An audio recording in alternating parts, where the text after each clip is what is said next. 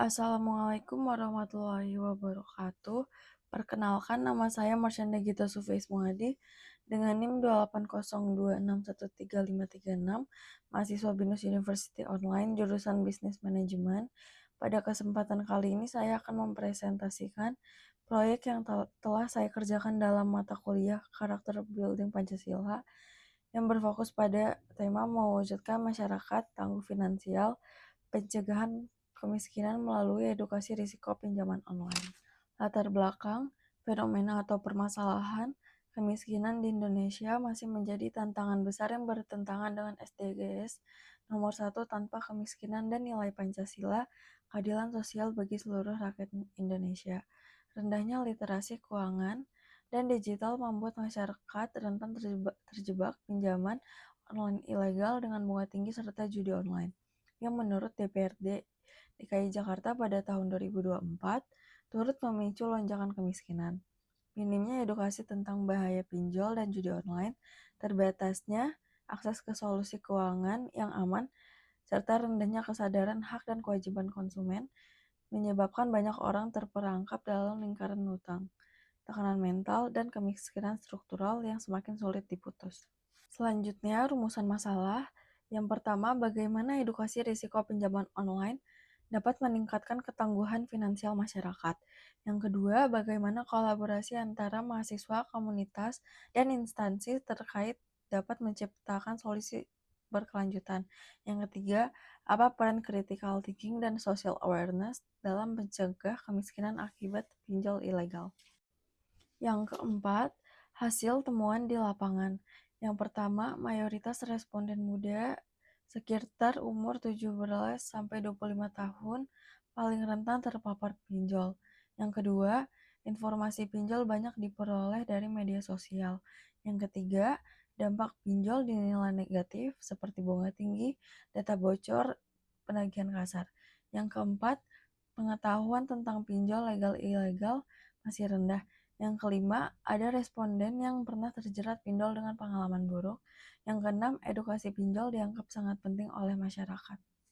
Selanjutnya, solusi yang ditawarkan. Yang pertama, edukasi literasi keuangan tentang pinjol legal-ilegal. Yang kedua, kampanye informasi melalui media sosial. Yang ketiga, kolaborasi pemerintah, kampus, dan media untuk sosialisasi. Yang keempat, alternatif pembiayaan sehat lewat koperasi atau lembaga resmi. Yang kelima, pendampingan hukum dan konseling keuangan. Dan yang terakhir, penegakan hukum dan perlindungan data pribadi. Pada slide terakhir, refleksi pribadi.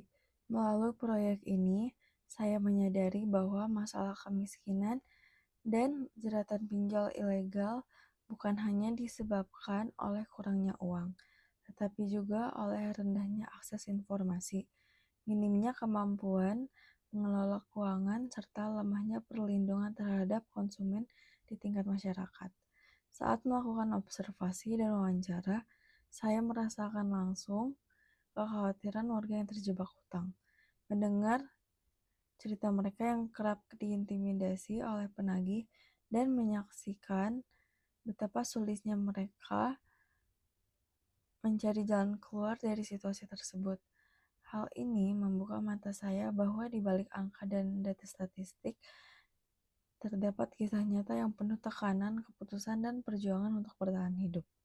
Proses ini melatih saya untuk berpikir kritis dalam menelusuri akar permasalahan dan mengidentifikasi faktor-faktor yang saling terkait. Saya belajar untuk kreatif dalam merancang solusi yang tidak hanya teoritis, tetapi juga sederhana, relevan, dan dapat diaplikasikan di lapangan.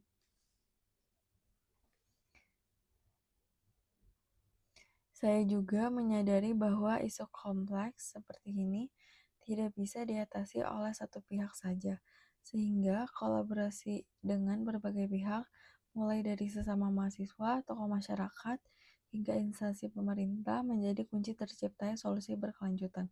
Pengalaman ini menumbuhkan empati dan kepedulian yang lebih dalam terhadap isu sosial, khususnya literasi keuangan.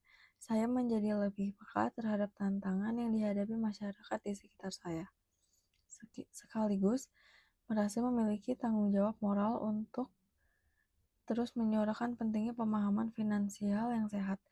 Ke depan, saya termotivasi untuk terlibat dalam kegiatan serupa dan berkontribusi dalam membangun masyarakat yang lebih tangguh, mandiri, dan terlindungi dari praktik keuangan yang merugikan. Terima kasih, sekian presentasi dari saya. Wassalamualaikum warahmatullahi wabarakatuh.